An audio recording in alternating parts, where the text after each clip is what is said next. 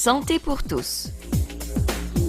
Santé pour tous, Magazine médical, produit et présenté. par Denis Echéouch. Bonjour, la chaleur et l'humidité favorisent la prolifération bactérienne et un plat ou une pâtisserie qui traîne dans la cuisine peut provoquer une intoxication alimentaire. Quand certaines bactéries s'invitent au menu, les bons petits plats sont parfois difficiles à digérer. À la veille de l'été, Santé pour tous, votre magazine médical se penche sur les intoxications alimentaires. Quelles sont les causes et les signes des intoxications alimentaires? Comment les soigner et comment les prévenir? Explications et recommandations avec nos invités, le professeur Chedli Effendri, qui est professeur hospitalo-universitaire en microbiologie clinique et présidente d'honneur de la Société des sciences pharmaceutiques, membre de l'Académie de pharmacie de France, et le docteur Khaled Zarouk, médecin vétérinaire, spécialiste en nutrition comparée, ancien chef de service à l'Institut Pasteur et à l'Institut Zoher Khalel de nutrition et de technologie alimentaire. L'actu santé.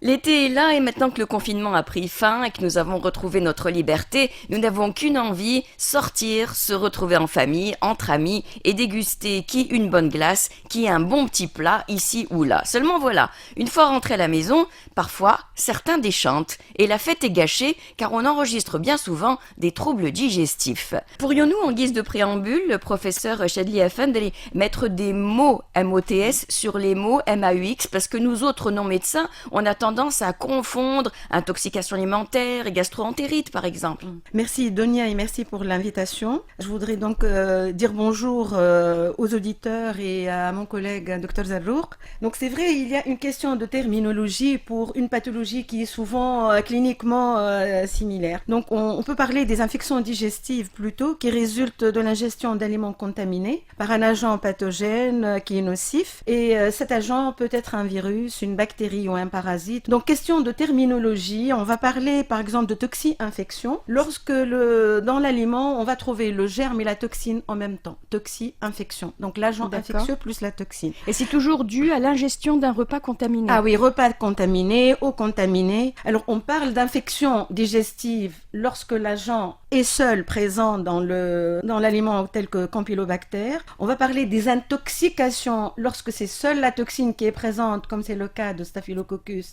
aureus, appelé communément staph. Et on peut parler aussi d'une gastro-entérite. Oui. Eh bien, la gastro-entérite, en fait, c'est... Les symptômes vont être pratiquement les mêmes, c'est une question de timing. Les symptômes vont apparaître 24 à 48 heures, généralement d'origine virale, mais quand c'est bactérien, ça revêt exactement les mêmes aspects et la même symptomatologie. On peut parler de gastro-entérite dans les cas de salmonellose, par exemple, parce que les symptômes apparaissent un peu tardivement par rapport aux toxi-infections alimentaires, dont les symptômes apparaissent rapidement, quelques heures après l'ingestion de l'aliment contaminé ou de l'eau contaminée, etc. Docteur Khaled Zarouk, si j'ai bien compris ce qu'a dit le professeur Chedli Effendri, une intoxication alimentaire, c'est un trouble digestif qui est secondaire à l'ingestion d'un aliment contaminé, que ce soit par une bactérie, un virus ou autre même. Oui, merci Donia de l'invitation. Je salue mon ami Chedli Effendri, que je n'ai pas vu depuis longtemps. Heureusement, RTCI nous invite et puis, pour refaire connaissance. Alors, il y a une chose qui est très importante chez nous. Pour avoir cette intoxication, au point de vue terminologie, pour moi, il y a un sens large et un sens qui est un peu strict. Oui. Le sens large, vous savez, il n'y a pas longtemps, il y a eu une intoxication à l'eau de Cologne. Oui. C'est une intoxication avec un poison. Donc ça, on parle d'intoxication générale, mais l'intoxication dont nous allons parler aujourd'hui, qui est les intoxications alimentaires, c'est strict dû à un agent pathogène et notamment les bactérioses. Il y a une chose que je voudrais d'emblée préciser. Il y a ce qu'on appelle une triade des intoxications, c'est-à-dire pour qu'il y ait intoxication, nous pouvons prendre un repas ensemble, l'aliment est contaminé, moi je vais tomber malade et pas vous deux. C'est pas parce que vous êtes deux femmes, mais parce que moi, j'ai une immunité qui est déficiente. Oui, parce que parfois, on a consommé exactement les mêmes choses, et il y en a qui sont malades et d'autres pas, donc on ne comprend pas. Non, surtout avec le poisson. J'ai une grande expérience avec la pisciculture. C'est que, vous savez que dans les marchés, Quand il y a 3, 4 poissons qui traînent de la veille, on les laisse et on rajoute le reste. Donc vous tombez, si vous êtes intoxiqué, et pas moi, avec le même repas, vous tombez sur ce poisson-là, qui est avarié, mais pas moi, ok. Mais parfois, c'est exactement le même repas. On a consommé exactement les mêmes choses. Moi, j'ai une baisse d'immunité, donc moi, je suis atteint, et pas vous. Cette triade, c'est laquelle? D'abord, c'est la souche micro-organisme, généralement bactérienne, on va préciser cela. Donc, ça dépend de la souche bactérienne, ça dépend de la dose infectante, surtout si... Prenons le cas d'un staphylocoque, ou salmonelle, est-ce que la toxine est à dose importante ou pas?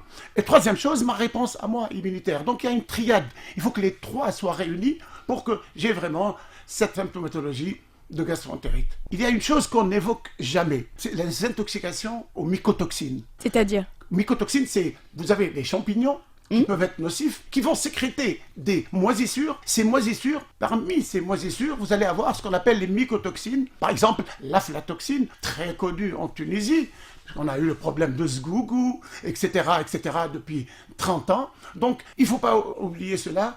Et quand la dose est importante, on peut avoir une intoxication presque immédiate. Mais c'est lentogène. Quand il y a une petite quantité, bon, ça agit à quelques heures, à quelques jours après. Il ne faut pas oublier les mycotoxines. À la une. On va essayer d'y voir plus clair en ce qui concerne les intoxications alimentaires, sachant qu'on va plus se focaliser sur les bactérioses, c'est-à-dire les intoxications alimentaires dues à des bactéries, à ne pas confondre, on l'a bien compris, les gastroentérites et puis les intoxications alimentaires qu'on appelle également toxi-infections alimentaires. Alors, j'aimerais qu'on rappelle, qu'on réexplique, parce que c'est une masse de connaissances, de renseignements que vous nous avez donnés d'un coup, là. Qu'est-ce qu'une intoxication alimentaire? Donc, c'est une infection digestive qui survient après l'ingestion d'aliments ou de boissons contaminés. C'est bien cela, professeur Chadli Effendeli, pour parler simple. Oui, alors soit des aliments contaminés, ou bien des fruits ou des légumes mal lavés avec une eau contaminée, pas seulement l'ingestion d'eau qui est contaminée, mais tout ce qui est passé avec cette eau-là peut être contaminant. Il y a aussi le non-respect, je pense que Dr Zalour va parler plus que moi sur tout ce qui est conditions, si vous voulez, de transmission. Il y a le non-respect de la chaîne alimentaire, il y a la mauvaise conservation, la chaîne du produits, froid, la chaîne qui du n'est froid, pas respectée, voilà. d'accord. Et ce que je voulais dire, c'est que l'intoxication alimentaire peut être isolée, c'est-à-dire un cas, par exemple, dans une famille ou dans une ambiance comme ça amicale, pour les raisons qu'a expliqué Dr Zalour, en particulier la susceptibilité d'une personne, mais ça peut également être des intoxications collectives. On parle de toxi-infection alimentaire collective et on définit, ce sont les TIAC, et on définit les TIAC à partir du moment où il y a au moins 2 personnes qui sont contaminées et qui ont la même symptomatologie.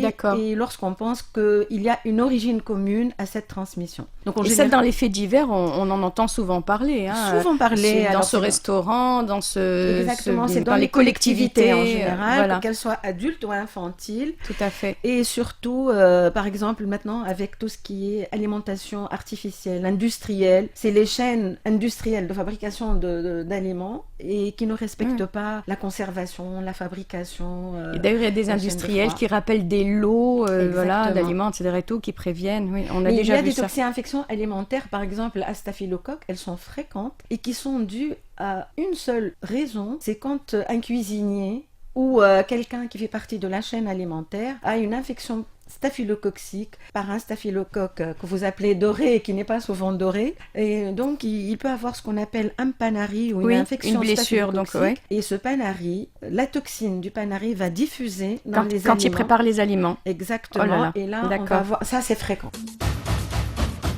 Justement, j'aimerais qu'on parle un petit peu de chiffres dans le monde, en Tunisie. Est-ce que les intoxications alimentaires sont fréquentes? Est-ce que vous avez des chiffres? D'abord, dans le monde, l'OMS estime que les diarrhées tuent 1,5 million de personnes par an. Ah, quand même. Et dans ces diarrhées-là, 70% seraient liés aux intoxications intoxications alimentaires. D'accord. C'est-à-dire, quand même, c'est les 2 tiers. Alors, en Tunisie, j'ai des chiffres de 2013 et j'ai des chiffres de 2018. D'accord. Alors, on note une progression. En 2013, on a notifié la DSSB, la Direction des soins de santé de base, qui fait partie donc du ministère de la Santé, a montré qu'il y avait 47 foyers qui étaient touchés par des TIAC. Je parle des TIAC ici. 47 foyers, c'est énorme. Et l'ensemble des foyers avaient ont colligé 539 personnes. 36 cas ont été hospitalisés. Lorsqu'ils sont hospitalisés, ça veut dire que c'était grave. Et c'était en augmentation. Et donc, en 2018, vous savez, 539 personnes en 2013, 1855 cas d'intoxication en 2018, et qui avaient enregistré 1015 en 2017. Donc, toujours une augmentation. Alors, 539 en 2013, 1015 en 2017 et 1855 cas en 2018. D'accord. Avec 89 foyers. Et à l'issue peut-être de ces augmentations, au niveau de l'ARP, on a même discuté et on a mis en place une loi, la loi 78, qui a été mise en place en 2016 et qui était relative à la sécurité sanitaire et à la qualité des produits alimentaires et des aliments pour les animaux également. Et cette agence nationale d'évaluation des risques a été créée. Maintenant, je ne sais pas où on en est avec tout les à travaux. fait. Est-ce qu'on peut parler d'une saisonnalité en ce qui concerne les intoxications alimentaires? Est-ce qu'il y a une recrudescence justement quand il fait chaud, avec la chaleur, avec l'humidité, Dr Zarrouk? Oui, c'est sûr qu'il y a une saisonnalité. Par exemple, en été, les glaces. Tout le monde est là, c'est les crèmes glacées. Il faut parler de crème glacée, parce que la glace sorbet, c'est rare qu'avec un sorbet... Le sorbet, il n'y a pas d'œuf dedans. Oui, il n'y a pas d'aliment d'origine animale. Ouais. Moi, aujourd'hui, je voudrais donner la précision, comme quoi, quand on fait la liste de tous les aliments, à part l'eau, on retrouve toujours presque à 80% des denrées d'origine animale, que ce soit la viande, l'œuf, le poulet, etc., etc. Donc, il faudrait... Le poisson. Et je dirais, d'emblée, avons-nous assez de laboratoires d'analyse alimentaire pour déterminer cela? Moi, je dis on non. En a? Je dis non. Et ça fait 35 ans. On en a? Oui, on en a, mais c'est pas ça. Je hein? dis c'est pas ça. J'étais chef de service et on a toujours placé les laboratoires d'analyse alimentaire en second lieu. Si l'argent arrive, il va pour le laboratoire de biologie clinique. Je peux le comprendre. Mais oui. Attention, il faut, je le dis depuis 35 ans, chère Donia, il faut développer les laboratoires d'analyse alimentaire, par exemple. Pour savoir d'où vient le mal. Oui, un exemple. Je ne connais pas, sauf si mon ami Chadley me dit le contraire, il n'y a aucun laboratoire qui analyse les virus dans les aliments. Il n'y en a pas. Alors, écoutez, si on va avoir une catastrophe un jour avec un virus, on cherche les bactéries, on cherche tout ça, on ne trouve rien, qu'est-ce qu'on fait? Et c'est le virus qui est à côté. Donc, vous voyez, il faut d'abord se mettre d'accord qu'il faut une autre démarche. Excusez-moi si j'ai anticipé, oui, je vous en prie. mais c'est très essentiel qu'il faut qu'il y ait un laboratoire d'analyse alimentaire. Alors je reviens sur les causes et les facteurs de risque en ce qui concerne ces intoxications alimentaires d'origine bactérienne. On est bien d'accord, on se concentre sur les intoxications alimentaires d'origine bactérienne. Alors vous l'avez dit, il y a plusieurs agents pathogènes qui sont connus pour se cacher dans l'alimentation et l'infection peut être causée par la bactérie elle-même, nous dit-on, ou par les toxines qu'elle produit, c'est-à-dire... Ou les deux. Oui, ou les deux. C'est-à-dire, professeur Chadli Afandali, les toxines. Les toxines, ce sont des substances nocives qui peuvent se retrouver dans l'aliment et qui sont d'origine bactérienne. Elles sont dues à différentes bactéries. Je parlerai beaucoup plus de Staphylococcus aureus, qui est une toxine qui agit rapidement. Les symptômes vont apparaître au bout de 2 à 4 heures. C'est rapide. C'est très rapide et les symptômes vont être foudroyants. Déjà, le diagnostic, c'est souvent un diagnostic clinique en fonction du délai d'apparition et de la nature. Et ça va donner des diarrhées souvent aqueuses.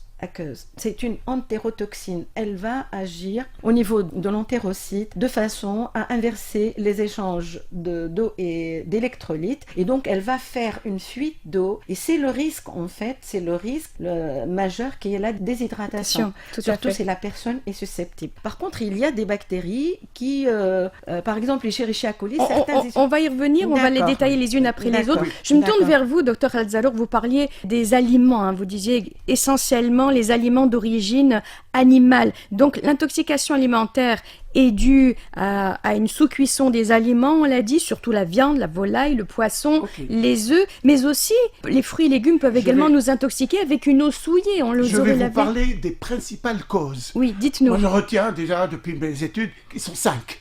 Premièrement, le délai qui est important entre préparation et consommation.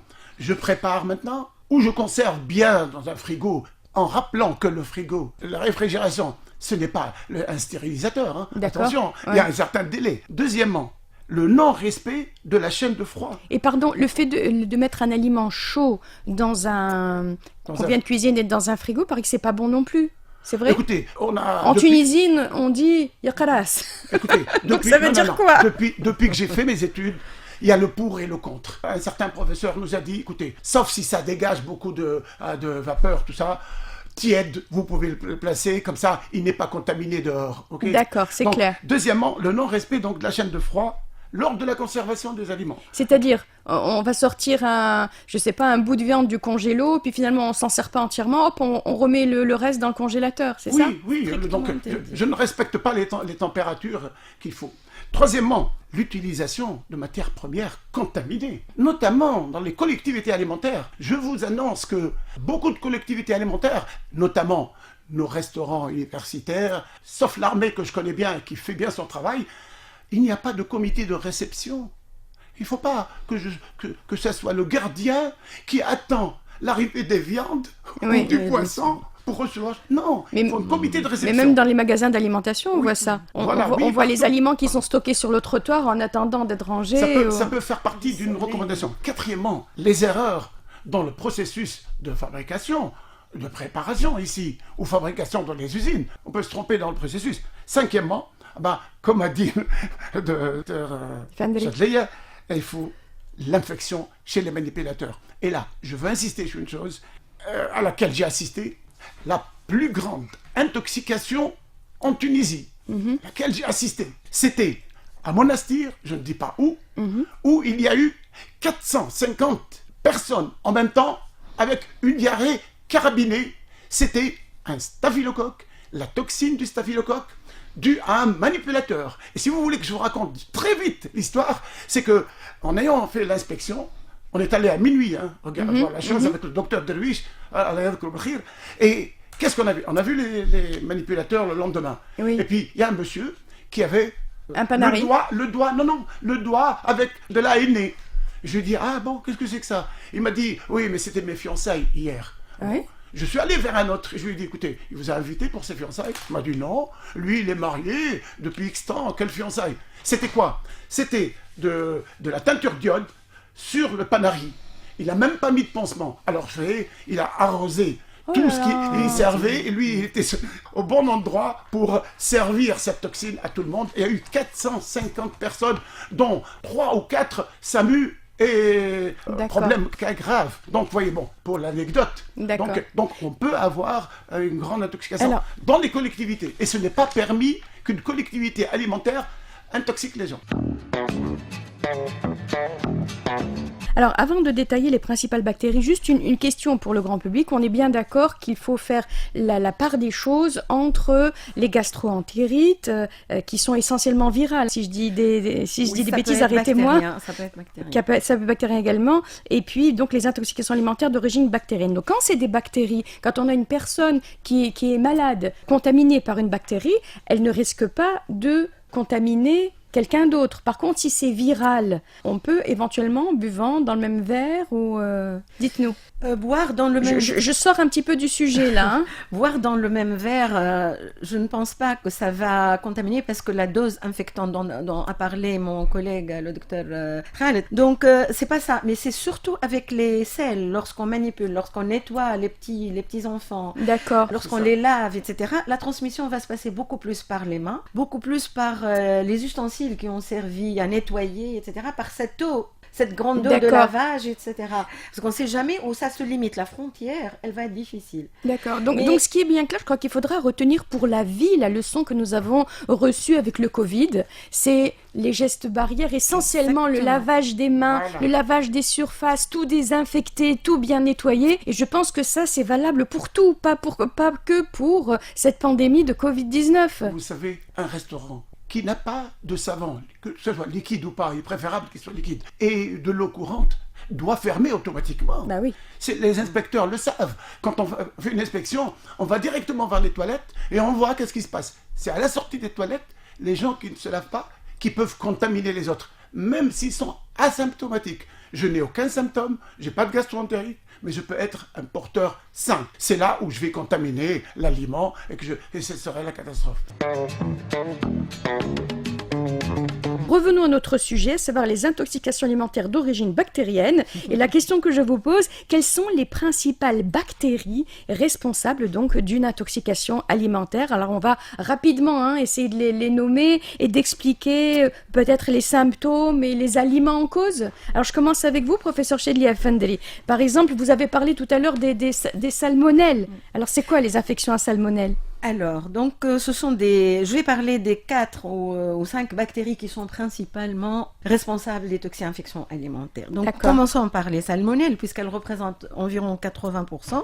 On en entend tout le temps parler, puisque quand on parle de volaille, attention, le poulet, attention, les œufs, tous les produits à base d'œufs, ou encore les fruits de mer, on nous dit il faut bien cuire, il faut bien faire attention à la salmonellose, on nous dit. C'est Salmonella gallinarum qui est surtout impliquée dans les intoxications par la volaille et les œufs. Alors, on parle de salmonellose mineure. Ce sont des salmonelles qui vont donner des toxi-infections alimentaires tout court, souvent sans dissémination dans le sang. Sinon, il y a les salmonelloses qui sont responsables des fièvres typhoïdes et qui vont donner beaucoup plus une septicémie avec des complications. On ne va pas en parler aujourd'hui. D'accord. Donc, on va parler des salmonelloses mineures et qui sont courantes. Qui sont très courantes. Elles sont la fièvre typhoïde est beaucoup plus ou moins contrôlée. On a eu des cas récemment, malheureusement, dans le sud de la Tunisie, là. Oui, mais les salmonelloses mineures sont très fréquentes et elles sont partout. Et surtout l'été, 80% des intoxications alimentaires sont dues à salmonella. Alors, la gastro-entérite va se manifester au bout de 8 à 48 heures. Alors, vous dites gastro-entérite, là? Oui, gastro-entérite, toxi-infection alimentaire, infection digestive, tout, c'est exactement la même symptomatologie. C'est le même tableau. Exactement. Sauf quand on parle de grippe intestinale, des fois, il y a une composante grippale qui est peut-être surannotée, c'est-à-dire la fièvre et un peu plus de nausées. Quels sont les symptômes? Alors, les symptômes de la gastro-entérite en général ou des toxi-infections alimentaires. Alors, l'intoxication alimentaire va commencer par des nausées, des vomissements, des douleurs abdominales souvent sous forme de crampes. Et vraiment, c'est des crampes qui font très très mal, quoi. C'est ce qu'on ne peut pas supporter en général. Le reste est beaucoup plus supportable. Et tout ça va donner un tableau de diarrhée. Et la diarrhée va être de différents aspects en fonction de l'agent pathogène. Alors, soit des diarrhées liquides, lorsque l'origine est une toxine, on peut voir ça pour Staphylococcus aureus, pour certaines salmonelles, pour certains campylobactères, pas pour tous les campylobactères, et pour certains Escherichia coli qu'on appelle les Escherichia coli entéropathogènes chez l'enfant ou entérotoxinogènes chez l'adulte. Sinon, on peut avoir des diarrhées glaireuses, voire glairosanglantes. Celles-là, elles sont très douloureuses. Et c'est dangereux, ça? Oui, toutes les diarrhées sont dangereuses, chacune par son aspect. Parce que ça peut amener à la déshydratation. Ça dépend du sujet. Oui. Pour un petit enfant, c'est une catastrophe. Et parce que l'enfant, il perd son poids tout de suite. Le campylobactère est fréquent chez l'enfant. Beaucoup plus que chez l'adulte. Alors, on va y revenir parce que je voulais qu'on nomme au fur et à mesure ces principales bactéries. Donc là, on en est dans les infections à salmonelle. Le délai d'incubation, il est de 8 à 48 heures. 8 à 48 heures. Et les aliments en cause, là? Donc on parle beaucoup des œufs, du poulet. Exactement, ça c'est le non-respect de la chaîne alimentaire. Mais les aliments? Tout ce qui est poulet, œufs, pâtisserie, parce que les pâtisseries sont des souvent œufs. À base d'œufs. Voilà, à base d'œufs. Les glaces. Général, les glaces, les crèmes, les crèmes Bien sûr, glacées, les crèmes glacées. Oui. les bûches. Alors, il y a des salmonelloses qui sont également dans les fruits de mer. Oui. Et ça, c'est très fréquent. Oui. Lorsqu'on est dans des endroits où l'eau est stagnante, c'est-à-dire quelques moules, les coquillages quelques élevages notamment. Quelques élevages de coquillages. Et on nous dit d'ailleurs, il faut toujours les consommer quand c'est de saison. Il faut faire attention. Oui, mais il faut savoir vraiment contrôler toute la chaîne, depuis le début jusqu'à la réception, le contrôle, l'alimentation, etc. D'accord. Pour les fruits de mer, très important, c'est les fruits de mer que j'appellerais sauvages, qui sont achetés ailleurs. Mais les fruits de mer qui passent dans un grand bassin, on va les épurer, ce qu'on appelle une ozonification, parce qu'on utilise l'ozone. Là, il n'y a pas de problème. L'ozone, meilleur que la javel, c'est un des meilleurs antiseptiques. Il va tuer tout. Donc, l'ozonification. Donc, quand on parle de coquillages, pour que les gens ne fuient pas les coquillages, qui sont très importants sur un plan nutritionnel. D'ailleurs, les dames qui nous écoutent, sachez que quand elles ont une anémie, notamment lorsqu'elles sont enceintes, etc., le fer qui est héminique, qui va vraiment les intéresser, qui va être absorbé à 50%, c'est le fer d'origine animale, dont les coquillages, les palourdes ou les moules. Et puis vous allez me dire, oui, mais moi, palourdes, etc., moules. Vous trouvez dans les supermarchés des moules décortiqués, congelés. Il suffit de manger 4 à 6 moules par jour. C'est fini. Et vous avez votre fer. Vous voyez l'importance. Et les gens se méfient des produits congelés en disant oui, ils ont perdu Pas leurs du tout. vitamines, ils ont perdu leurs Pas du oligo-éléments. tout. Alors Pas du dites-nous. tout. Pas du tout. Un aliment bien Congelé. ou mieux surgelé est meilleur qu'un produit frais. Et je le répète. Pourquoi? Expliquez. Écoutez-moi bien. Parce qu'il a été sélectionné au départ? Alors, je prends par exemple des petits pois. Oui. Ok. Les petits pois, vous n'avez pas le droit de surgeler des petits pois. On en trouve de petits pois surgelés dans nos supermarchés. Oui. Si l'usine où vous allez faire la surgélation est loin de plus de 5 km. Donc, pour la fraîcheur, vous récoltez vos petits pois et vous allez directement dans l'usine. Et à ce moment-là, vous surgelez à une température très basse, à moins 40, parce qu'après, ça va être à moins 18, moins 20, à cœur. Donc on sait qu'ils sont extrêmement Ils frais. sont plus frais que le frais. D'accord. Vous voyez. C'est clair. Voilà, allez-y. Professeur Fandel, vous vouliez rajouter quelque chose? Juste par rapport à ce que mon collègue vient de dire, en général, quand on est dans les supermarchés et les marchés, il est conseillé d'acheter les surgelés à la dernière minute Très bien. et en rentrant, les mettre immédiatement au congélateur, Voilà. ne pas les laisser se décongeler. Et Ou avoir les concernant- sacs de congélation Oui, avec vous nous, avez il y a ça raison, aussi. Antoine. Voilà. Oui, Il n'y a pas de sac de congélation dans les supermarchés qui vendent Oui. les surgelés. Ça, c'est une autre recommandation. Voilà. Mais bon, on ramène avec nous nos espèces de Oui, mais on plaquettes pense qu'on pas a mis au toujours, hein. congélo. Voilà. D'autre part, il arrive des fois dans des repas de fin d'année qu'il y ait Oui. des intoxications par C'est des vrai. coquillages, les moules, les palourdes, les huîtres, etc. Et c'est souvent dû à un micro-organisme, à une contamination par un micro-organisme qu'on appelle le dinoflagellé et qui sécrète une toxine qui est très très forte, qui s'appelle la neurotoxine. Saxitoxine en Oh là fait, là là là. et qui est grave. C'est pour Vous ça nous en qu'en sortez fait, des mots, là. mais oui, il faut être sûr que l'origine D'accord, de ces c'est bien coquillages pendant les fins de fin d'année sont bonnes, que les origines sont sûres. Très bien. Voilà. Alors, vous nous avez parlé des salmonelles. Vous avez Il plusieurs reste fois. une chose, cher Abi. Oui. Pour les salmonelles, dans les collectivités, aujourd'hui, ailleurs, dans un pays que je connais bien, il est interdit de faire de la mayonnaise, je parle des collectivités, Oui. de la mayonnaise avec des œufs. Alors Oui. vous allez me dire, comment je vais faire moi? Je vous prépare 2 mayonnaises, une avec le jaune d'œuf et une avec du lait concentré non sucré. Et on n'en trouve pas en Tunisie. Si, Du lait concentré non sucré? non sucré, j'en achète. Ah bon? J'en fais Bon, vous allez me donner j'ai l'adresse. toute la famille, hein, quand D'accord. j'ai une dizaine de personnes. Mais quand je suis en famille tout seul, je le fais. Donc, très important. Faites pour les comme moi, ne collectivités. faites pas de mayonnaise du tout. Non, la C'est meilleur mayonnaise. pour la santé. Les enfants aiment la mayonnaise, mais il faut la faire. Si vous la faites à la maison, vous êtes un peu tranquille. Mais dans une collectivité, on vend celle de l'industrie là qui est pasteurisée, d'accord? Ou en tout cas systématiquement pour tous ceux qui achètent des sandwichs ou quoi que ce soit dehors, Ah, ça, surtout c'est là l'été, évitez de mettre de la mayonnaise dans vos sandwichs parce que vous ne savez pas comment elle a été conservée. Il y a ça et comment C'est elle a ça, été faite. Hein. la mauvaise Ça c'est conservation. systématique. Oui, pas de mayonnaise dans les sandwichs. Je lisais tout à l'heure, professeur Chadli Afandali, vous nous avez parlé des salmonelles. À plusieurs reprises, vous avez nommé le Campylobacter. Voilà, la bactérie Campylobacter. Alors, elle s'appelle aussi Jejuni. Mais d'où il nous Non, sort c'est tous le nom ces et le mots prénom. là. D'où il nous sort tous ces mots? Et vous savez, les bactéries ont des noms et des prénoms et des familles. D'accord. C'est oui. ça, c'est ça. Les des- dates de et des naissance, ancêtres, etc. D'accord. Donc en fait, Campylobacter, c'est la famille, c'est le genre, disons, et les espèces sont différentes. D'accord. Alors c'est Jejuni coli, en fait, ils vont de pair. On peut faire le diagnostic au laboratoire grâce à un seul test. Sinon, ils ont les mêmes symptômes, les mêmes. On D'accord. parle Jejuni coli. Il y en a d'autres comme Foetus qui va donner des septicémies, comme Elmanier qui va donner autre chose. Mais celui qui est impliqué dans la gastro-entérite, c'est le couple Alors, Campylobacter Moi, je coli. me perds parce qu'à chaque fois, vous me citez la gastro-entérite. Or, on n'est pas dans la gastro-entérite, là. On est dans les intoxications alimentaires d'origine bactérienne. Donc, quand vous dites gastro-entérite, vous voulez parler de la symptomatologie. Oui. Voilà, Les d'accord. intoxications alimentaires vont donner une gastro, parce que vous avez eu l'habitude qu'on appelle gastro-entérite, peut-être la tourista ou quelque chose Oui, comme voilà. C'est ça. ça. Oui, mais c'est Où bactérien on, aussi. où on pense donc, beaucoup plus au virus, c'est là. les oui, Voilà. On va arrêter les définitions, je crois qu'il faut Voilà. maintenant oublier. Voilà. C'est les intoxications alimentaires vont donner plusieurs symptômes qui sont en général les symptômes d'une gastro-entérite. Il y a une chose très importante que les Tunisiens doivent savoir, et je ne veux pas leur faire peur. Il faut se méfier. Quand vous dites ça, on se méfie, Oui, justement. oui, parce que quand on prend des précautions, il n'y a pas de problème. Il faut D'accord. se méfier du foie de volaille. Ah. Pourquoi? Parce que foie de volaille, c'est lui qui contient le plus ces campylobactères. Alors, comment faire? Quand on achète du foie de volaille, c'est très bon. C'est aussi bon, aussi nourrissant que le foie d'agneau ou de bovin. Il n'y a pas de problème.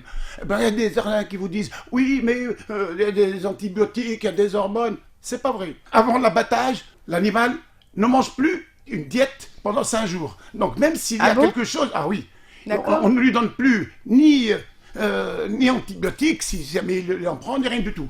Comme ça, parce que justement, au prix maintenant où est la viande et tout, il y a beaucoup de gens qui se rabattent sur le poulet, sur la volaille, il faut dire ce qui est. Et les gens s'inquiètent en disant, oui, mais regardez ce que je fais manger à mes enfants, c'est bourré d'hormones, c'est bourré... Pas du tout.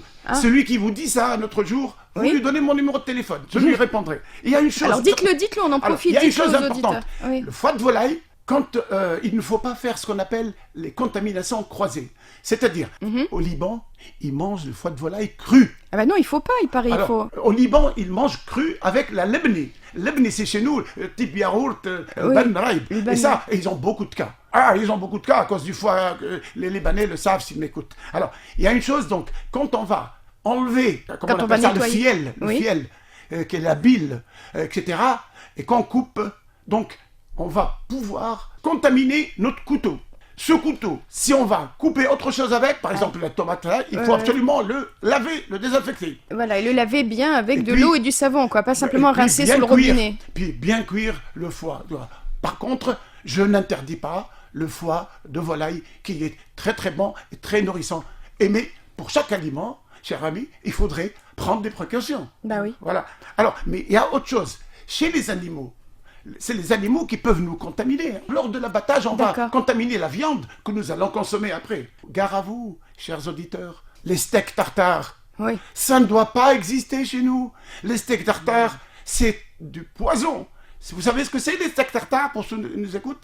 C'est de la viande hachée crue avec un œuf cru dessus et plein de poivre. Vraiment, c'est de double poison. Bah oui. Donc il faut éviter ça. D'ailleurs, il y a certains desserts qui sont délicieux et qui sont faits à base d'œufs crus, finalement. Et depuis qu'on connaît la recette détaillée, on n'en mange plus, quoi. Parce que c'est dommage, c'est bien bon, mais voilà, je ne vais pas citer ce pauvre dessert-là, un dessert d'origine italienne. Passons. Et la listériose, alors? Je ne sais pas si on doit parler de la listériose aujourd'hui, parce que finalement, la listériose, c'est une bactérie qui préfère beaucoup plus les climats froids. D'accord. Et il y a des sols listériogènes. En Tunisie, on a... Bon, moi, je me rappelle, j'avais publié 3 cas de listeria qui étaient très, très rares. Donc, la listériose, ce sont des méningo-encéphalites, ce sont des septicémies. Ok, on va zapper, en plus c'est méchant. De diarrhée.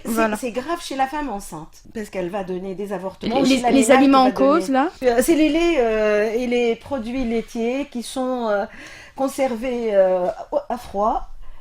Oui. Qui sont conservés à froid et les fromages de brebis, voilà. Les denrées d'origine animale, on y revient. Beaucoup plus les produits... Mais là, vous parlez du lait. Alors, il y a par exemple quelque chose qui est quand même présent chez nous en Tunisie et qui est dû à tout ce qui est fait à base de lait cru. Je pense à la goutte. Et c'est la brucellose que l'on trouve. Oui, docteur Zarouk. Je m'excuse, cher ami. Oui. La rigouta, personne n'est plus autorisé. Il y a une circulaire de la direction d'hygiène. Personne n'a plus le droit de faire de la rigouta avec du lait cru. Il faut pasteuriser ce lait. D'accord. À ce moment-là, il n'y a plus rien. Mais quand quelqu'un va acheter de la goutte chez un marchand ambulant, là, voilà, c'est la catastrophe. Voilà. Il va vers la catastrophe. Donc il faut c'est de la goutte artisanale. Mais la goutte vendue dans les supermarchés est pasteurisée, pas de problème. Voilà. Je voudrais dire 2 choses sur la goutte et une chose sur la brucellose, mais rapidement. On ne va pas non plus en parler, parce que la brucellose, c'est une septicémie également, et il n'y a pas de diarrhée. Oui, mais elle existe par chez nous. Non, mais par contre, la brucellose est transmise par la goutte, et dans les années 1995 à 2006 à peu près, on a eu des épidémies énormes en Tunisie. Pourquoi? Parce qu'il y avait des gens qui fabriquaient la goutte avec du lait pasteurisé. La goutte ou bien la ricotta. Voilà, la ricotta, qui fabriquait la ricotta avec du lait pasteurisé comme il fallait. Mais à la fin, pour lui donner un bel aspect blanchâtre, il lui rajoutait du lait cru blanc. Ah, Et donc, il contaminait Bien l'haricot. sûr. C'était ça la cause, en fait. Et maintenant, tout est contrôlé. Il y a une étude. Nous, on a fait beaucoup d'études qu'on a publiées également, avec Noël à Gafsa, dans le sud, Voilà. avec des études faites à Bizerte, des études faites à Mazelbourghiba, etc. Et l'origine, c'était ça. donc en tout cas, achetez votre gouta dans un circuit balisé. Voilà, vous êtes sûr Où la de la chaîne de froid provenance. est respectée. Tout Oui, à fait. Voilà, bien sûr. Ouais, Bien oui, sûr. absolument. On va Voilà. pas vendre la rigotte. J'ai des photos où on vend plein milieu. Bah oui, de sur la une rue de charrette. la rigotte. C'est pas normal. Tout ça. à fait, j'ai vu ça Donc aussi. l'éducation du citoyen consommateur est très importante. On a beaucoup parlé aux États-Unis d'une autre bactérie suite à la consommation d'hamburgers contaminés. Ça avait fait la une des journaux à l'international. C'était quelle bactérie déjà? C'était la bactérie, une des variétés des Escherichia coli. Voilà, encore des Il y a noms pas 4 possibles, oui. variétés.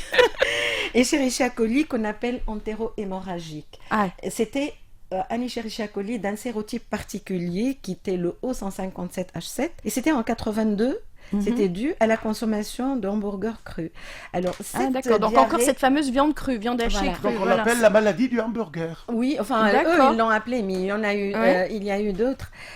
La gravité, c'est qu'elle donne des diarrhées hémorragiques, mais elle va également donner des hématuries, des infections urinaires et surtout des hématuries, c'est-à-dire des urines sanglantes, Aïe. avec ce qu'on appelle le syndrome hémorragique, surtout chez l'enfant. Et ça, c'est grave. Oui. Et en Tunisie, au départ, on n'en parlait pas. Mais lorsque c'est sorti en 82, et puis après, on a commencé à lui donner beaucoup d'importance à l'échelle internationale, oui. on a fait des études, et on a fait des études à l'hôpital d'enfants, et on a trouvé quelques cas. Ah. Bon, heureusement, c'est pas quelque chose qu'on trouve tous les jours, mais c'est D'accord. quelque chose qu'on Qui craint existe. tous les jours. Voilà. D'accord. Il y a une chose très importante qu'il faut appliquer chez nous. Quand on voit les abattoirs chez nous, on devient fou. D'ailleurs, il ne faut pas passer par les abattoirs. Quand vous abattez un animal, imaginons un bovin, Ouais. et que par malchance, vous allez trouer l'estomac, le grand estomac. Bon, il va y avoir les déchets verts qui vont tomber. Oui. Ils contiennent des milliards d'Escherichia coli. Bon, alors, qu'est-ce qu'on doit faire? Les gens continuent, ça contamine la viande. En France, là où j'ai étudié, quand vous avez cette contamination, on prend une grande étiquette jaune, c'est marqué en noir X, et on colle ça à la carcasse. Pourquoi? Pour qu'elle soit jetée. Non, pas Ah. du tout. Pour que le boucher, quand il achète des viandes X, conseille aux citoyens consommateurs de ne pas faire de la viande hachée, de ne pas faire des aiguilles, faire du bourguignon avec, c'est tout. Ah, d'accord. De ne pas faire des merguez, etc. Donc, il faut bien vous la voyez, cuire, faut bien la cause principale de Donc, contamination, finalement, ce que peuvent retenir les auditeurs, professeur Fandri et docteur Zarour, c'est que quand on cuit bien toute cette viande ou ces aliments, bah, finalement, on élimine les risques. Mais oui, parce que les 99% bactéries, des cas. les bactéries, on les stérilise à 100 degrés pendant 20 à 30 minutes. Donc voilà, c'est ça. sauf Donc, si on sauf cuit bien- s'il y a une toxine qui, à 100 degrés, bon, il faut plus que 100 degrés pour qu'elle soit éliminée. Donc finalement, dans la tradition C'est rare. tunisienne, le fait de bien cuire la viande et tout, bah, c'est censé. Le problème, c'est que c'est censé, mais c'est qu'après, ils ne respectent pas très bien la chaîne de froid. Voilà. Moi, je me rappelle, quand j'étais enfant, je me suis fait intoxiquer par une lauréat avec kirja, avec donc les tripes. Pourtant, ça cuit dans la On va mloria ça cuit pendant longtemps. toute la nuit. Bah je me alors rappelle de l'odeur que ma grand-mère faisait ça la nuit. et alors Bah, parce que cet aliment-là, les tripes, contenaient une toxine qui ne meurt pas à 100 degrés. Il lui faut, je crois, à partir de 123. Or, quand ça bout, c'est 100 Donc degrés. on n'est 110. pas à l'abri. On n'est pas à l'abri. Donc, Alors, il faut bien cuire, mais faire au jeu attention. alors, pour le botulisme, on en parle, on n'en parle pas, on en trouve en Tunisie, Deux on n'en mots, trouve oui. pas. Le oui. botulisme, deux mots, en fait, c'est dû à Clostridium botulinum. C'est un germe qui est d'abord mortel. Lorsqu'on a une intoxication lorsqu'on a des cas de botulisme, c'est souvent mortel, parce qu'on se rend compte après. Et c'est dû, remarque, il vaut mieux en parler, parce qu'en Tunisie, on commence, c'est la préparation, la stérilisation artisanale des aliments. Voilà, parce que Et en c'est ça, Tunisie, c'est important. ça commence maintenant. et Surtout voilà. qu'on en envoie beaucoup, enfin, on voit beaucoup de mamans qui préparent des conserves Et qui les maison emmènent, pour les voilà. envoyer à leurs enfants étudiants, etc. Et tout. Et donc, ça serait les conserves maison souillées, notamment par... Non, c'est les conserves non bien stérilisées. D'accord. C'est-à-dire là où on n'a pas respecté Fait la maison, température et fait maison ou dans les petites industries là quoi dont parle Donia. Il y a beaucoup de conserveries Oui, actuellement oui. où Ça s'est développé. Voilà, Vous ça s'est avez développé. complètement raison. Je me Voilà. rappelle d'une intoxication, plutôt une intoxination, ils sont quand même rares. Qui est dans je ne veux pas citer le village dans le Sahel, où il y a eu des cas.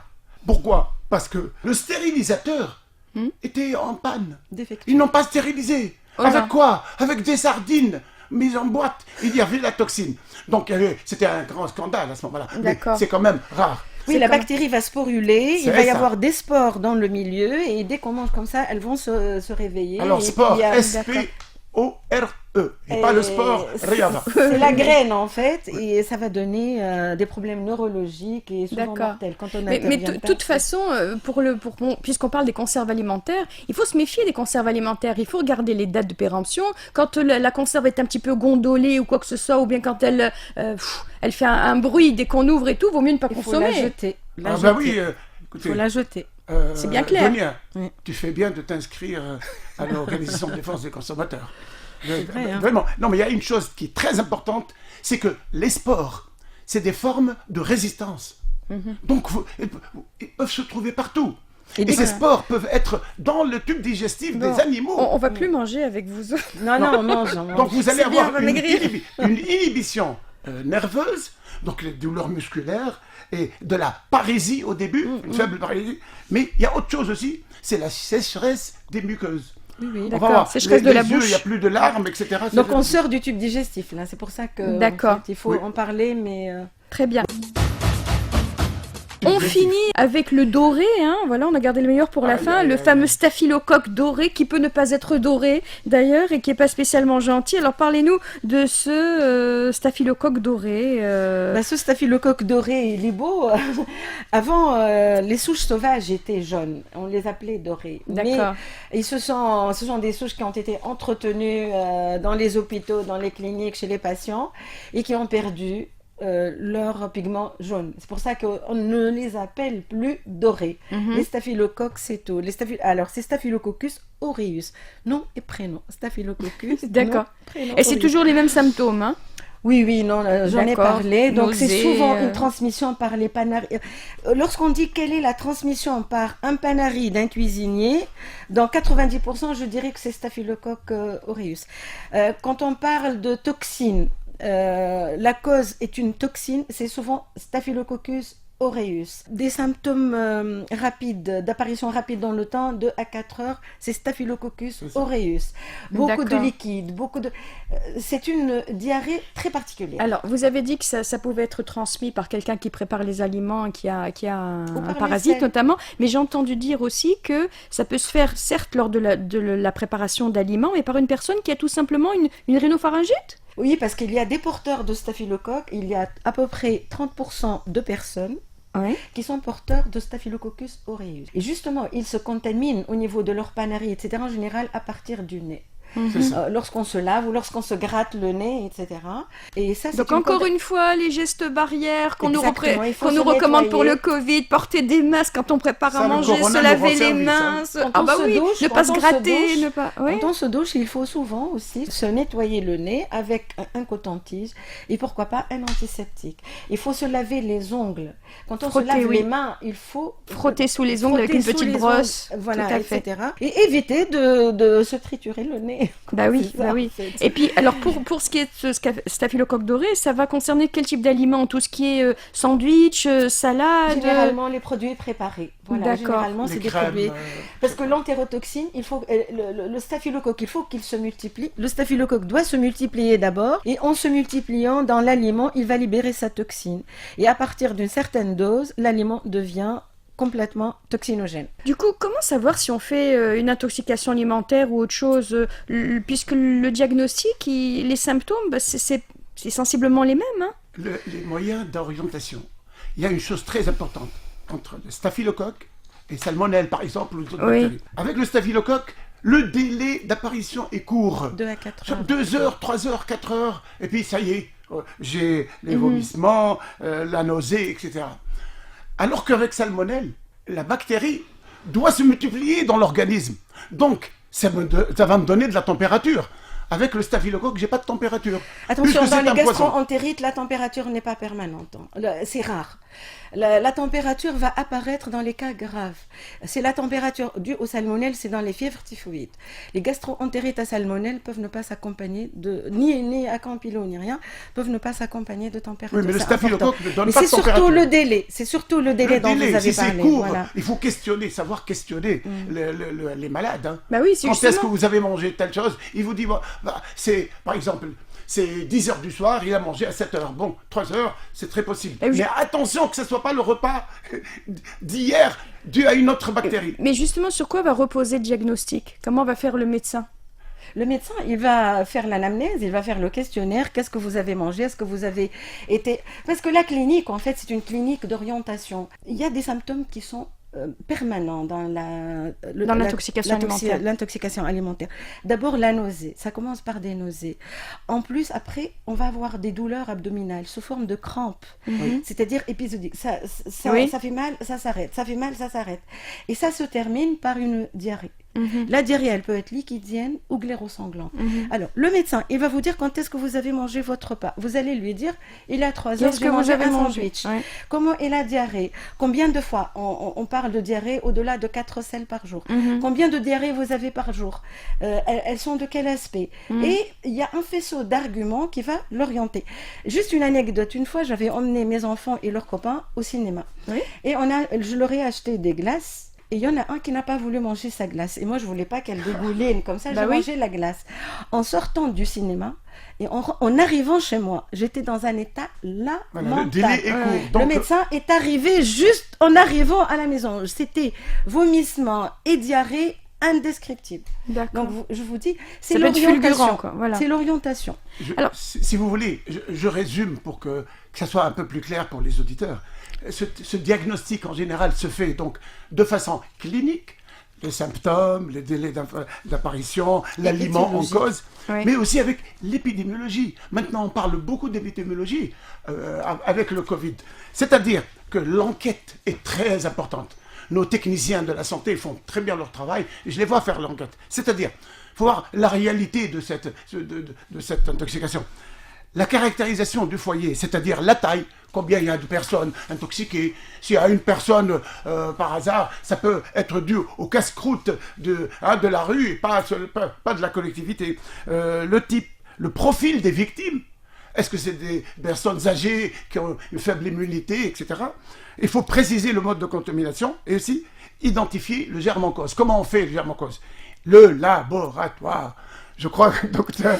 Dans les Chadli- intoxications alimentaires, on n'a pas le temps de faire le diagnostic au laboratoire. En général, il est Non, traité on va soigner par... tout ça. Ce mais sont il faut les savoir- infections traînantes, en Ouais, fait, ok. qui arrivent au laboratoire. Il y a deux types de laboratoire. La biologie, on peut analyser le sérum des malades, quand il faut bien faire son travail. Deuxièmement, la bactériologie, des selles, c'est très important, des aliments. Voilà, dans les toxications C'est pour infectieuses ça qu'on dit alimentaires, oui. aux collectivités alimentaires, moi j'ai inspecté les restaurants universitaires pendant 10 ans, gardez un plateau témoin. Mettez-le même au congélateur. Et puis, le vomi, s'il y en a, excusez-moi le terme, et si, il faut faire un frottis des surfaces si on est dans un... Et puis faire la corrélation. Il ne faut pas dire tout de suite, c'est tel germe. Il faut retrouver le même germe dans le vomi, dans les selles et dans les aliments. À ce moment-là, c'est pathognomonique, c'est sûr que c'est ça. Là, c'était des intoxications alimentaires communes essentiellement dont Voilà, vous nous parliez, collectives, collectives. Mais quand c'est un cas isolé, en général, au niveau du traitement, au niveau de la prise en charge, professeur Chadli Effendri, on nous dit que en une semaine, en général, l'individu infecté peut être guéri sans même traitement médicamenteux particulier. Voilà, que la durée de l'intoxication dépend certes de la cause, de l'état de la personne, mais généralement courte, de 1 à 3 jours, et qu'il faut simplement s'armer de patience et attendre que l'estomac se calme. Exactement, chez une personne qui est bien portante, qui a une immunité correcte, qui n'est pas déficiente, qui n'est pas une personne âgée, c'est pas un enfant qui est dénutri, etc. Généralement, on a en 3 jours, il faut juste favoriser une alimentation saine, en général. Alors, par exemple, on évite... qu'est-ce qu'on peut, qu'est-ce qu'on peut En prendre? général, on évite les aliments avec des fibres. On va préconiser du riz, des pommes de terre, du poisson ou du poulet lorsque c'est bon, lorsque c'est frais, et supprimer les fruits. Ou alors on les supprimer fait cuire? Ou alors on les fait cuire Oui, on peut les... En compote, En les faisant cuire, ça va accélérer le fibres. transit encore. Ah d'accord. Donc il vaut mieux les éviter pendant 2 à 3 jours. D'accord. Il faut éviter les céréales complètes, il faut éviter les légumes secs, donner hydrater, Voilà, boire donner beaucoup beaucoup. d'eau. Bon, il y en a qui disent il faut donner du chocolat, donner des boissons gazeuses, Des du sodas. cola. Sinon, dans certains cas, lorsque les symptômes sont intenses, on peut donner des antivomitifs, on peut D'accord. donner des antispasmodiques. Je n'ai pas envie de nommer. Mais surtout ces boire, produits. boire, il faut Boire s'hydrater moins énormément. de litres par jour pour compenser les pertes Voilà. quotidiennes Parce- et les pertes en sel et en minéraux, parce que ça c'est très important pour le corps. Alors comment prévenir ces fameuses intoxications alimentaires Qu'est-ce qu'on peut faire? D'abord, il y a certains points qui sont très importants, je vais aller rapidement. La prévention nécessite vraiment des mesures à tous les stades de la chaîne alimentaire, depuis la production jusqu'à la transformation, la fabrication et la préparation des aliments. Il faut respecter les dates limites de consommation. Il faut éviter de rompre la chaîne de froid, respecter la chaîne de froid, que ce soit au niveau du transport ou au niveau de la maison. Vérifier son frigo, voir qu'il est à la bonne température. Vous savez, des frigos qui sont tassés, où on peut pas... Il y a trop de du tout- choses. Impossible, Il y a pas de le circulation froid ne d'air. peut pas circuler, donc il faut que les frigos soient aérés. Jeter toute boîte de conservation bombée. Cuire les aliments, il faut vraiment bien cuire les aliments, respecter la propreté de la vaisselle et des mains. Les mains, c'est très très important. Et moi, je voulais dire quelque chose, juste pour finir. Je vois des étalages de pastèques et de melons partout, sur les rues, dans les rues, dans les coins de rue, et qui sont ensoleillés. Eh ben, il faut savoir qu'ils ont été irrigués par des eaux. Des fois, les eaux ne sont pas si pures et si propres que ça, et on va avoir une pullulation microbienne, et c'est pour ça qu'on arrive à avoir des intoxications avec la pastèque et avec les melons qui sont Et on va mal... accuser le froid, on va dire oui, il a mangé Voilà. de la pastèque froide. Alors justement, Voilà. quelles seraient vos recommandations, docteur Khaled Il faut Zarrouk? savoir une chose, une intoxication, bon, c'est pas tellement très très grave. Il faut faire attention à une chose.